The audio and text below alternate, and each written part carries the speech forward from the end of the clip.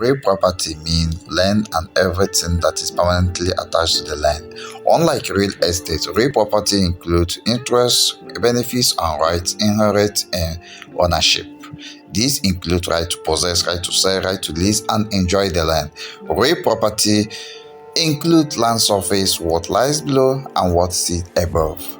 It also covers anything natural or artificial that is attached to the land. Real property can be classified as residential, commercial, agricultural, industrial, or special purpose based on its use. The amount and interest a person has in real property is called estate in land. This estate in land is classified as freehold estate and non-freehold estate. Freehold estates involve ownership, have an indefinite duration, can last a lifetime or even forever.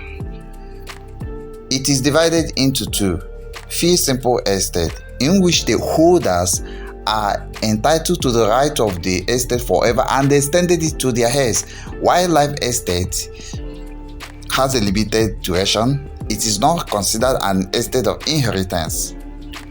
Non-freehold estates, these are called leasehold estates. They are not inheritable and exist without ownership. They are created to lease agreement and rental agreement. There are two types: tenancy for years. It has beginning and end. Tenancy from period to period also have beginning and end, but is renewable.